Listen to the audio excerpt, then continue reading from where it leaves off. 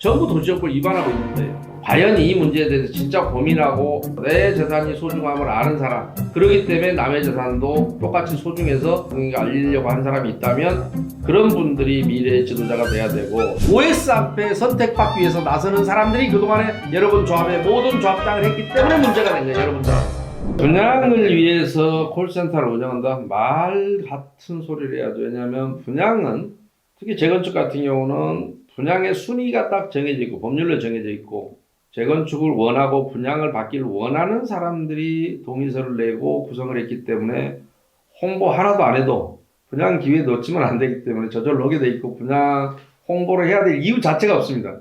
왜냐하면 그것이 재건축 재개발자를 졸린 목적이고, 거기에 투자자들도 얼마나 많고, 재건축 재개발을 통해서 어떤 개발 이익을 구하려는 사람들이 기대감이 굉장히 팽배해 있는데, 그것을 홍보를 한다? 말이 안 되는 얘기고, 콜센터라는 건데, 여러분들이 조합의 운영의 불법을 볼 때 가장 심각한 불법은 뭐냐면 OS 문제인데, 여러분이 아무리 좋은 조합이고 아무리 똑똑하고 해도 OS를 쓰는 조합은 저는 사람들을 좀 바보스럽게 봅니다. 왜냐하면 우리가 과거에 우리 역사에서 아무리 독재 정권이 있었고 우매한 대중들을 가지고 어떤 장난을 쳤다 하더라도 투표를 대리시키지는 않았어요.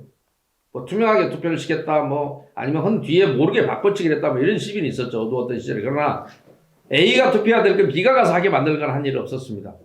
그런데 재개발 재건축 조합에서 지금은 인지가 그때에 비해서 엄청나게 발달해 있고 사람들의 판단력도 굉장히 훌륭해져 있는 상황에서 의결권을 행사하는데, 더구나 자신의 직접적인 경제적 이익과 관련된 의결권을 행사하는데, 내가 할 줄 몰라서 허접한 아줌마들을 고용해서 OS가 대신한다? 그러면 그 사람은 권리를 포기한 사람이죠. 권리는 주장하는 자들이 몫이지, 권리는 얼마든지 당사자가 포기하면 포기할 수 있겠죠. 그게 자유민주주의니까요. 그런데 그런 단순한 얘기가 아니라, OS의 가장 큰 문제점은 뭐냐면, 대한민국 모든 조합의 정기총회는 OS가 다 도시정보 위반입니다. 왜냐하면 OS 예산을 당해년도에 정기총회를 개최하면서 OS를 씁니다. 그런데 미안하지만 예산이라는 건 1년 동안의 수입 지출의 계획표고, 그런데 예를 들어 만약에 5월 15일 날 정기총회를 하면서 5월 5일부터 10일 동안 OS가 움직입니다. 그리고 5월 15일 날 비로소 총회에 보면 사업비 예산에 OS 예산이 들어있어요. 총회 예산이. 근데 이미 그때는 총회가 끝나버리고, OS는 그 전에 계약을 해서 그날이면 계약이 끝나는 날이에요. 그런데 계약은 다 미리 저질러 놓고 추인을 하는 꼴이죠, 결국에는. 그 총회에서. 그러면 사전 의결을 거쳐야 한다고 했는데 전부 도시정보를 위반하고 있는 거예요.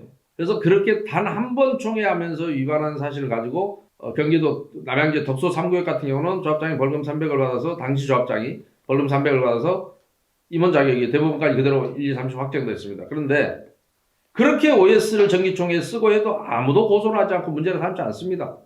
문제를 삼지 않으면 계속 불법을 할 수밖에 없어요. 만약에 신호등이 있는데 아무도 그 교통단속을 하지 않고 딱지를 떼지 않는다 그러면 뭐 신호 지킬 필요 없겠죠.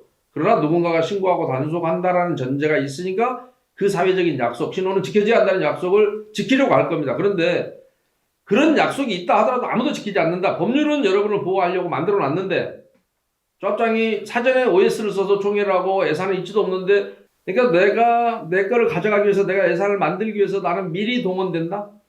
도시정보 위반이라고 그렇게 판결이 많은데도 불구하고 그것을 문제화 삼는 조합원이 한 명도 없다. 그러니까 그런 시스템 하에서는 아무리 더 심각한 문제를 얘기해도 그런 OS 문제 하나도 못 바꾸고 자기 권리를 포기하고 사는 사람들에게 다른 어떤 얘기를 해도 의미가 없는 얘기죠. 그리고 또 그것을 시정하지 않거나 묵인하면서 비대위 활동을 한다. 이건 비대위가 할 짓이 아니라, 아까 그런 모든 비대위는 제가 권력 다툼을 하고 있을 뿐이지 조합을 바로잡거나 할 게 아니라, 더구나 그들이 또 OS를 쓰는 경우가 있습니다. 결론부터 말씀드리면, 그렇게 해서 만들어진 비대위나 그렇게 해서 한 비대위가 설사 조합의 권력을 장악한다 하더라도 조합원들에게는 더 불행한 일이 오히려 기다렸으면 기다렸지 조합이 좋아질 거라고 보지 않습니다. 그러니까 비대위는 그동안의 문제가 무엇이었는지를 조합원들한테 얘기할 수 있어야 되고, 그것을 누군가가 책임지고 고치겠다라고 하는, 그러니까 지금보다 좀 더 나은 미래를 제시하는 게 비대위가 돼야 되는 것이지, 단순하게 그 사람의 과오나 지적하거나 하면서 비대위 활동을 해서도 안 되고. 그런데 그 중에 가장 심각한 것은 OS 문제를 해결하겠다고 주장하지 않는 비대위 같은 경우는 저는 비대위가 아니라고 항상 생각을 합니다. 왜냐하면 그것 때문에 지금까지 모든 걸 당했는데 콜센터도 그 중에 하나일 거고요. 어떤 상설 기구화해서 내 개인의 사유화, 내 개인적인 어떤 목적 달성을 위해서 이용될 그런 위험성이 있는 콜센터가 있다면 저는 뭐 그걸 했는지 안 했는지를 모르니까요. 그런 모든 사항들이 객관적으로 평가받고 조합원들한테 알려지고 그러한 연후에 비로소 조합원들이 스스로의 판단에 의해서 자율적으로 새로운 대안을 모색하고 찾을 수 있는 그런 시스템이 되려면 아까 OS는 없어져야 되고 전자투표가 필요하나 그때 새로운 대안을 고를 때는 합리적인 사람을 골라야 한다는 거죠. 과연 이 문제에 대해서 진짜 고민하고 어떤 활동을 했던 사람이 누구냐? 왜 똑같은 문제를 놓고 그걸 느끼는 사람과 느끼지 못하는 사람, 그러니까 지도자는 조금 해안이 있어야 되지 않겠어요? 앞을 좀 내다볼 수 있는 능력, 그 다음에 그것을 조합원들에게 어떻게든지 알리려고 하는 개인적 노력, 그러니까 조금 이타주의적인 성격의 소유자가 맞겠죠. 자기중심이 아닌, 물론 뭐 자기애에서는 출발하겠죠. 내 재산이 소중함을 아는 사람. 그렇기 때문에 남의 재산도 똑같이 소중해서 그것을 나만 알기에는 억울하니까 누군가 알리려고 한 사람이 있다면 그런 분들이 미래의 지도자가 돼야 되고, 남의 얘기에 대해서는 무조건 듣지 않으려고 하는 사람이 있다면 지도자로서는 대단히 부적절한 게 아닌가 싶습니다.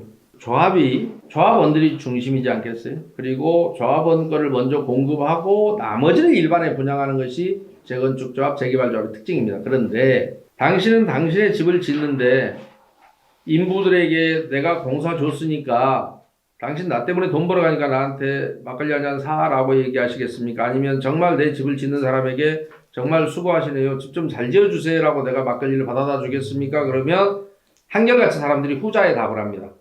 우리 집 짓는데 제가 막걸리 사줘야 소위 내가 집주인인데요.